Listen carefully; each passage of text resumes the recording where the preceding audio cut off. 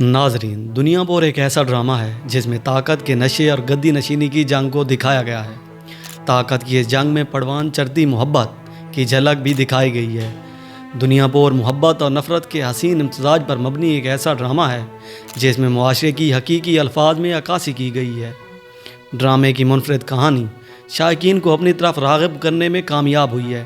گدی نشینی کو حاصل کرنے کی جدوجہد اور حصول کے لیے کیے جانے والے تمام مظالم کی صحیح الفاظ میں ترجمانی کرتی یہ کہانی ہمیں بتاتی ہے کہ کس طرح ایک انسان لالچ میں تمام رشتوں کو کھو کر رکھ دیتا ہے اور آخر میں خالی ہاتھ کے ساتھ پچھتاوے کا دل بوجھ پر لیے آہ بھرنے پر مجبور ہو جاتا ہے۔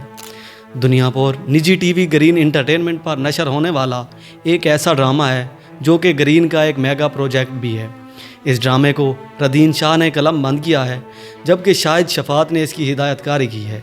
یہ ایک ملٹی سٹارر ڈرامہ ہے جس کے لیڈ رولز میں نعمان اجاز، خوشحال خان، رمشا خان اور سمی خان شامل ہیں۔ ڈرامے میں نعمان اجاز نوروز آدم، سمی خان میر حسن، خوشحال خان شامیر آدم جبکہ رمشا خان اینا دلاویز کا کردار ادا کر رہی ہیں۔ ڈرامے کی کہانی میں محبت، نفرت، دشمنی اور بدلتے حالات کو دکھایا گیا ہے۔ ڈرامے کی کہانی دو خاندانوں آدموں اور نوابوں پر مبنی ہے۔ دونوں خاندان دنیا پور پر حکومت کرنا چاہتے ہیں۔ ڈرامے کی نشر کی گئی 7 اقساط میں دکھایا گیا ہے کہ دنیا پور کا کنٹرول آدموں کے پاس ہوتا ہے جو انہوں نے نوابوں سے چھینا ہوتا ہے۔ نواب دنیا پور کو حاصل کرنے کی بھرپور کوشش کرتے ہیں اور جس کے نتیجے میں نواب دلاویز کے 3 بیٹے جان کی بازی ہار جاتے ہیں۔ نواب دنیا پور واپس اور بیٹوں کی موت کا بدلہ لینے کے لیے بےتاب ہوتا ہے۔ ڈرامے میں 12 جگہوں پر ایسے مکالمے استعمال ہوئے ہیں جو ماضی میں ہوئے حادثات کا درد سمیٹے ہوئے نظر آتے ہیں۔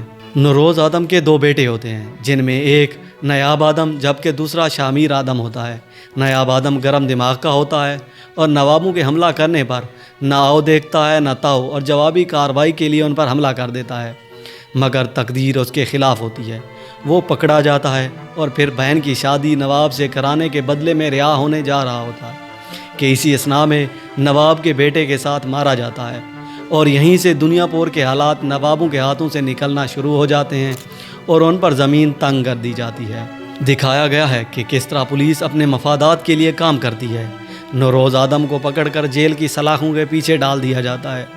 دوسری طرف پولیس کا بڑا آفیسر نوروز آدم کے بھائی کے ساتھ ہاتھ ملا لیتا ہے اور نوروز کو مارنے کے منصوبے پر کام کرنا شروع کر دیتا ہے۔ میر حسن ایک ایماندار SHO ہوتا ہے جو نوکری کو اپنی ذمہ داری سمجھتا ہے، مگر وہ اس بات سے بے خبر ہوتا ہے کہ اعلیٰ حکام اپنے مفادات کے لیے یہ سب کر رہے ہیں۔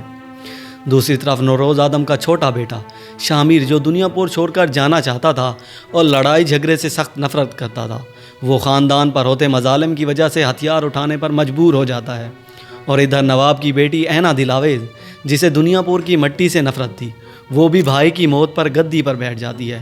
اس کے بعد اب کہانی نے رومانوی رخ موڑ لینا ہے۔ اب دیکھنا ہے کہ آنے والی اقساط میں شامیر کس طرح حالات کو لے کر چلتا ہے۔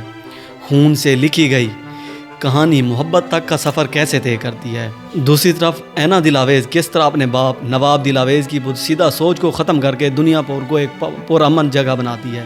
اب آنے والی اقساط ہی بتائیں گے کہ آگے کیا ہوتا ہے۔